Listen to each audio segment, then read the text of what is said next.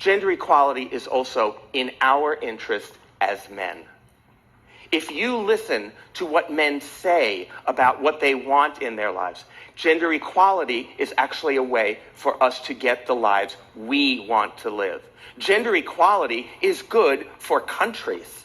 It turns out, according to most studies, it turns out that those countries that are the most gender equal are also the countries that score highest on the happiness scale. And that's not just because they're all in Europe. Even within Europe, those countries that are more gender equal also have the highest levels of happiness. It is also good for companies.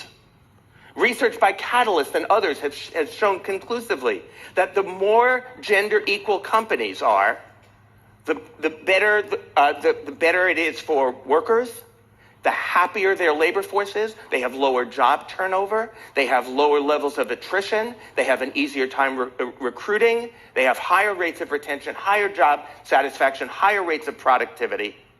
So the question that I'm often asked in companies is, boy, this gender equality thing, that's really going to be expensive, huh? And I say, oh no.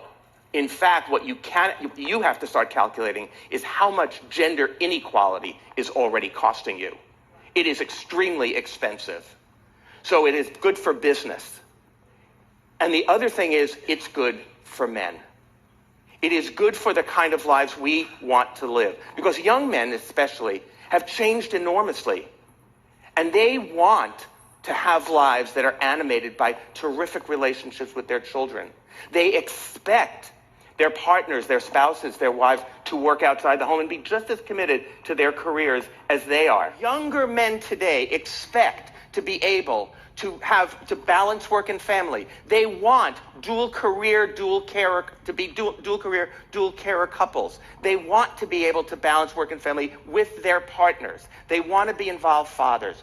Now, it turns out that the more egalitarian our relationships, the happier both partners are. Data from psychologists and sociologists are quite persuasive here. I think we have the persuasive numbers, the data, to prove to men that gender equality is not a zero-sum game, but a win-win. Here's what the data show. Now, when men begin the process of engaging with balancing work and family, we often have two phrases that we use to describe what we do. We pitch in and we help out. And I'm going to propose something a little bit more radical. One word: share. Because here's what the data show. When men share housework and childcare, their children do better in school. Their children have lower rates of absenteeism, higher rates of achievement. They are less likely to be diagnosed with ADHD. They are less likely to see a child psychiatrist. They are less likely to be put on medication. So when men share housework and childcare, their children are happier and healthier. And men want this. When men share housework and childcare, their wives are happier. Well, duh. Not only that, their wives are healthier. Their wives are less likely to see a therapist, less likely to be diagnosed with depression, less likely to be put on medication, more likely to go to the gym. Report higher levels of marital satisfaction. So when men share housework and childcare, their wives are happier and healthier. And men certainly want this as well. When men share housework and childcare, the men are healthier. They smoke less, drink less, take recreational drugs less often. They are less likely to go to the ER, but more likely to go to a doctor for routine screenings. They are less likely to see a therapist, less likely to be diagnosed with depression, less likely to be taking prescription medication. So when men share housework and childcare, the men are happier and healthier. And who wouldn't want that? And finally, when men share housework and childcare, they have more sex. Now, of these four fascinating findings, which one do you think Men's Health magazine put on its cover? Housework makes her horny. Not when she does it.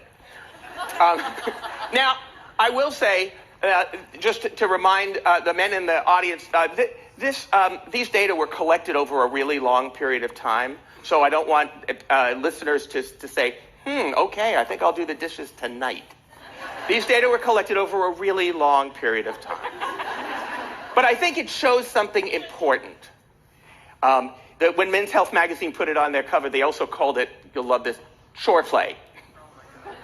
So, what we found is something really important, that gender equality is in the interest of countries, of companies, and of men, and their children, and their partners. That gender equality is not a zero-sum game, it's not a win-lose, it is a win-win for everyone.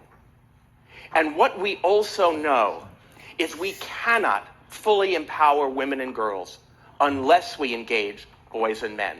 We know this. And my position is that men need the very things that women have identified that they need to live the lives they say they want to live in order to live the lives that we say we want to live. In 1915, on the eve of one of the great suffrage demonstrations down Fifth Avenue in New York City, a writer in New York wrote an article in a magazine. And the title of the article was Feminism for Men.